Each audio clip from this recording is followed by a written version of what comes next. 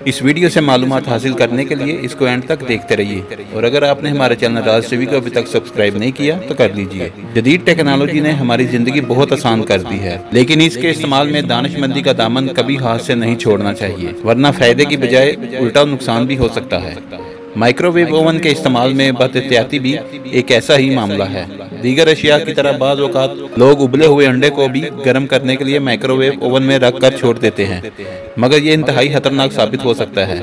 एक रिपोर्ट के मुताबिक अमेरिकी तहकीकारों एंथोनी ने शोरलानवेल ने इस मामले पर एक तहकीक की तो मालूम हुआ कि उबले हुए अंडे माइक्रोवेव ओवन में गर्म करने के दौरान अंडे फट जाने का वाक़या अक्सर ओवेश पेश आ जाता है। उबला हुआ अंडा अमूमन माइक्रोवेव ओवन के अंदर ही फट जाता है, जो किसी बड़े नुकसान का सबब भी बन सकता है, या दूसरी सूरत में माइक्रोवेव ओवन से बाहर निकालने पर भी फट सकता है। अगर आपको हमारी आज की वीडियो अच्छी लगी है तो इसको लाइक और शेयर करें और कमेंट्स में अपनी राय का इज़हार जरूर कीजिए। शुक्रिया।